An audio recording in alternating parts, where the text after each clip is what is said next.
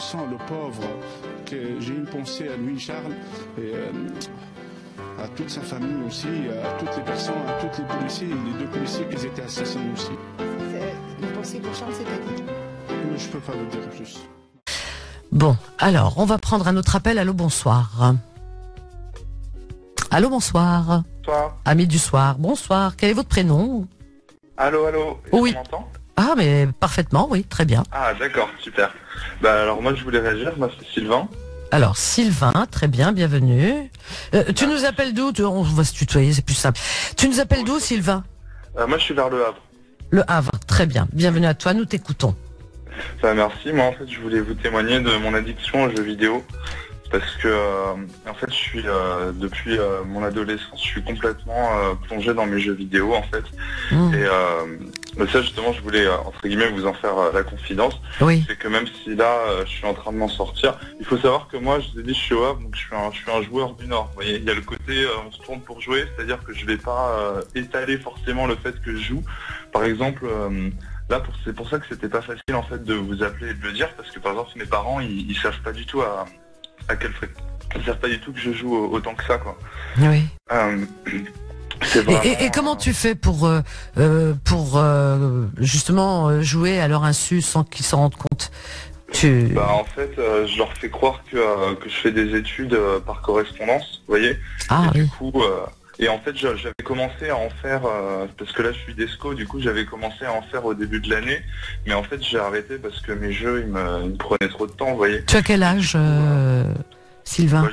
J'ai 24 ans. Ouais. Et du coup, et voilà, et en fait, le problème, du coup, ils arrivent, ils me disent alors ça avance bien, donc du coup, je dis oui. Et en fait, quand ils ressortent de ma chambre, bah, je repars dans mes jeux. Mais moi, enfin, si vous voulez, après, quand je vous parle de jeux, c'est pas les, enfin, il y a plusieurs, enfin, vous voyez, il y a plusieurs comportements de joueurs, parce qu'aujourd'hui, un peu tout le monde joue. Mais moi, c'est vraiment, dans mon cas, c'est un truc qui me prend. C'est obsessionnel. Ouais, c'est ça en fait. C'est vraiment de la véritable dépendance. Bah, c'est une dépendance mais totale. Par exemple, si vous voulez, pour moi, il n'y a aucun rapport entre la lycéenne qui va jouer à Candy Crush dans le métro Oui. ou le plongeur tamoul qui joue des heures à World of Warcraft après le travail. Vous voyez. Pourquoi le plongeur tamoul? Oh, t'exagères quand même. Là, c'est de la stigmatisation. Non, mais je veux dire la lycéenne ou oui, enfin n'importe qui. Voilà, je comprends. C'était un exemple comme ça. Alors que toi, c'est devenu pathologique chez toi. Ah ben moi, c'est complètement by playing. Vous voyez, c'est complètement, je joue mais genre. Oh là là. Et c'est depuis quand cette addiction? C'est depuis mes 13-14 ans à peu près. Ah oui, ça fait quand même longtemps là. Ça fait oula. Bah après. Ça fait presque la moitié de ta vie, quoi. Enfin, c'est terrible, hein. Bah ouais, c'est. Est-ce que oui, alors donc c'est une pratique excessive chez toi. Moi, je pense que à ton stade, tu devrais penser à une, je sais pas, c'est une cure, je sais pas comment on peut appeler ça, mais bon, pour te désintoxiquer. Ah ouais, vous pensez? Tu as 24 ans. Donc tu as commencé à 13 ans et que de ce que tu me décris, Sylvain, c'est une véritable, ça devient maladif chez toi, tu comprends? Donc en fait, le truc c'est que j'en ai conscience. Il faut c'est de la désintoxication là. Hein. Bah oui, c'est sûr. Mais le truc c'est que moi en fait, vous savez, en fait pour moi il y a 2 mondes quoi. Il y a le monde entre guillemets réel, IRL, et il y a le monde virtuel, c'est-à-dire les jeux et tout quoi. Et en fait, moi, dans le monde réel, j'ai pas toujours été super bien reçu, quoi. Genre, je sais qu'au moment, à un moment, j'avais des amis du lycée que j'avais continué à voir, qui me disaient que j'étais le symbole de la décadence occidentale parce que j'étais un bab tout fragile et tout. Enfin, ils se moquaient de moi, ils me parlaient pas très bien et tout. Donc moi, ça m'a pas donné envie de. Enfin, en fait, j'étais mieux dans mes jeux, vous voyez, parce que là-bas, j'avais. C'est un refuge. Ouais, c'est ça. C'est un vrai refuge en fait. Et. Tu étais timide à la base? Ah oui, bah en fait j'étais un BG timide, du coup je parlais pas trop, je restais vraiment dans mon coin, donc ouais j'étais assez timide. Est-ce que tu as une vie, je sais pas, relationnelle, une vie sociale, une vie affective, enfin? Bah pas vraiment, non, bah justement avec les amis dont je vous parlais, on est allé en boîte une fois, et puis moi je me suis dit, je sais pas, je vais y aller, il y a peut-être une fille qui va arriver de coucher avec moi, on sait jamais, et puis je suis arrivé, et en fait là j'ai vraiment vu, c'était ils étaient tous ivres, la musique était trop forte. Enfin moi ça m'a vraiment pas plu. Je me suis dit je vais rester mage noir sur mes jeux, ça sera très bien. Enfin j'étais vraiment ça m'a vraiment pas trop plu, donc non, j'ai pas trop de vie affective, à part dans mes jeux, quoi. Ouais, t'as plus de vie, ni relationnelle, ni professionnelle, ni plus rien, quoi, mais familiale non plus, vraiment, puisque tu t'isoles. Bah, mais oui, tes parents se rendent vraiment pas compte, parce que les résultats, tu parles de tes études, je sais pas quelles études tu as entamées, mais bon, je sais pas, il y a pas de résultats, donc ils devraient s'inquiéter, non? Bah en fait, mes parents, si vous voulez, ils me donnent ils me donnent un peu d'argent et tout, mais ils s'occupent pas trop de moi. Ils travaillent tous les deux énormément et du coup, voilà quoi.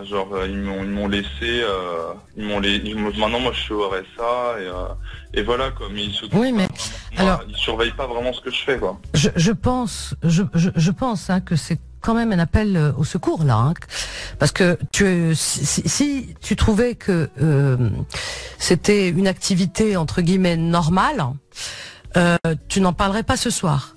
Et si tu as décidé de tu as fait quand même la démarche de prendre le téléphone et d'en parler, c'est que ça te pèse. Ça te pèse et que tu te rends compte que il y a quelque chose de pas normal. Il y a quand même des troubles. Il y a quelque chose qui ne vont pas là.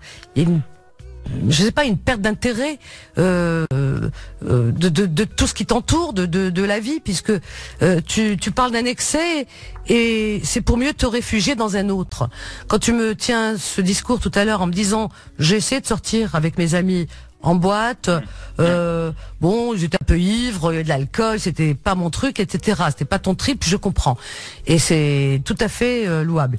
Mais d'un autre côté, c'est pour mieux c'est pour mieux justement continuer dans tes jeux virtuels qui sont une autre forme d'excès et pas mieux que l'alcool. Tu comprends? L'alcool est une addiction. Sûr, ouais. Voilà, l'alcool est une addiction, mais les jeux vidéo une autre. Les jeux, mais comme vous disiez tout à l'heure, je me rends compte que c'est quand même un problème. Et c'est vrai qu'au final, je me rends compte que je suis pas super heureux.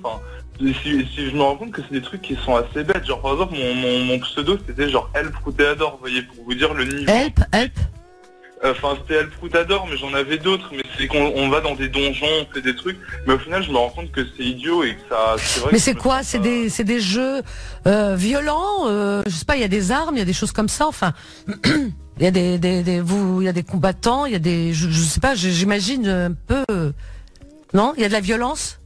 Bah non, il n'y a pas trop de violence, mais en fait c'est des moppers, vous voyez, c'est des jeux en réseau en fait, où du coup c'est un monde virtuel où on joue, on rencontre des joueurs virtuels comme ça. Par exemple, moi j'ai un ami qui a une voix spécifique, qui s'appelle Papy Tricot, d'ailleurs s'il nous écoute, et je sais qu'on joue avec lui, mais avec plein d'autres, vous voyez. Et du coup, mais voilà, c'est pas spécialement violent en fait, mais c'est des mondes virtuels quoi. Donc vous êtes chacun un personnage, mais un personnage virtuel qui devient presque vrai, plus vrai que nature, plus vrai que le vrai. C'est-à-dire qui prend la place de Sylvain. Bah ouais. Et c'est celui-là qui te plaît, c'est celui-là que tu aimes, c'est ce personnage fictif et qui fait partie de quelque part tes fantasmes. C'est celui-là dans lequel tu te reconnais. Bah ouais, c'est vrai, parce qu'il est un peu comme je voudrais aller. Il est un peu comme je voudrais être, en fait. J'ai bien compris. Par exemple, quand on va... je dis, il est un peu comme j'aurais aimé être, en fait, ce personnage, quoi. C'est un peu un modèle. Par exemple, je sais pas, quand on va au donjon pour faire un raid contre le Seigneur Guéridon avec Papy Tricot, justement, qui est le meneur et tout, ça me... ça me parle pas du tout, mais bon. Non, mais je veux dire, moi, je me sens emporté là-dedans, quoi. Ah oui. Et les autres joueurs sont comme toi alors? Ah bah oui, on est tous complètement à fond dedans quoi. Et ces personnages, tu le choisis, enfin il a un genre, un style de vestimentaire et autres. Enfin, il vit dans quelle époque? C'est une époque médiévale. Et, oui, c'est souvent ça. Ouais, c'est souvent. Ouais, c'est ça. C'est un peu comme les jeux de rôle, fut un temps, avant Internet. Ouais, c'est exactement ça en fait. C'est des jeux de rôle en jeu vidéo. C'est pour ça que moi j'ai essayé de faire le mien assez sec et nerveux, qui puisse se déplacer rapidement. Ouais. Donc il est devenu quelque part. Tu lui as donné vie. Il est plus juste virtuel, imaginaire. Tu lui as donné. Voilà. Alors donc, moi je pense que comment dire. Je pense que ces jeux virtuels à outrance vont nous plonger dans quelques décennies, sûrement, dans une espèce de schizophrénie générale qui est en train d'avancer, qui est en train de nous pénétrer, voilà, et on s'en rend pas trop compte, mais on s'en rend compte quand on entend des témoignages comme le tien, parce que les gens n'en parlent pas tout le temps, ouvertement, mais quand on t'entend et qu'on entend d'autres personnes, eh bien, c'est ce qu'on pense, voilà, qu'on va aller vers une espèce de schizophrénie et que tout le monde va être comme ça, alors donc forcément, on va trouver ça va rentrer dans la normalité. Mais pour l'instant, on n'en est pas là. Il faudrait surtout pas qu'on y arrive. Moi, je pense vraiment, Sylvain, parce que je pense que ça te dérange quand même de pas avoir une vie entre guillemets normale dans la vraie vie. C'est comme c'est une seconde life, quoi. C'est ça. Donc voilà. Donc il serait bien quand même que tu songes à trouver le moyen de sortir de cette addiction, vraiment. Et je pense que il n'y a pas de 36 000 solutions. C'est d'aller voir un psychologue, un psychiatre même. Pourquoi? C'est pas péjoratif. Non, mais c'est pas péjoratif d'aller voir un psychiatre. On peut avoir des troubles dans sa vie, des manies, des tocs, et on va consulter un psychiatre qui aide justement à se sortir de cette prison, parce que c'est une prison, t'es en train de t'enfermer. Non, mais c'est vrai que ça pourrait m'aider, quoi. Mais je sais qu'à un moment, j'avais un ami qui avait aussi essayé de m'aider, je le vois plus du tout maintenant, mais lui, pour le coup, il s'était vraiment énervé, en fait, parce qu'il m'avait dit: Sylvain, t'es en train de gâcher ta vie, tu fais n'importe quoi. Genre, il m'a attrapé par le col, vous voyez, il m'a mis 2 baffes dans la gueule, et moi, j'avais peur quand j'étais mais il m'a dit: maintenant, tu t'arrêtes et tout, tu vas reprendre tes études. Mais bon, ça n'a pas trop marché. Ça n'a pas marché parce que c'est pas la bonne méthode. C'est pas comme ça qu'on fait. Parce que par la violence, tu vas plutôt continuer à t'enfermer et pas vouloir justement en sortir parce que pas envie de rencontrer des personnes comme ton ami violent, etc. Parce que la vraie vie pour toi c'est significatif de violence et tu rejettes tout ça, non seulement de la violence, mais il y a plein de choses qui te déplaisent et qui nous déplaisent à tous, mais on n'en sort pas de la vraie vie. Mais toi, tu vas continuer à te réfugier dans ton petit monde si des personnes telles que ton ami te secouent violemment, et c'est surtout pas la bonne méthode. C'est pas comme ça. Non, du tout. Ouais, et d'ailleurs, les psychiatres ne donnent pas de claques, ne sont pas violents, heureusement. J'espère, mais je pense qu'en fait, il voulait m'aider, quoi. Mais bien sûr qu'il voulait t'aider. C'est un bon ami, je conteste pas, mais il a pas trouvé la bonne manière. Voilà. Non, mais c'est vrai que lui, il était un peu genre, parce qu'en fait, il s'appelait Gilbert, il était policier, donc du coup, c'était plutôt sa méthode forte, quoi. Mais sur moi, ça n'a pas marché.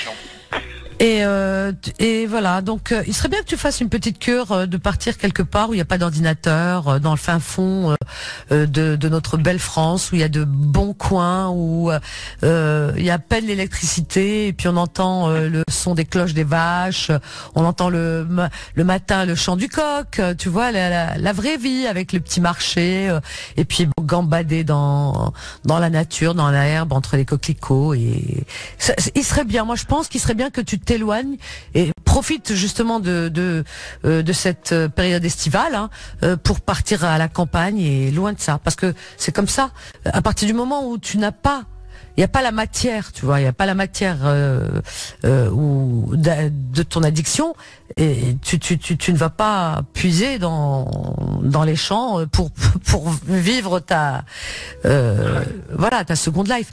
Non, moi je pense vraiment que tu devrais profiter de cette période.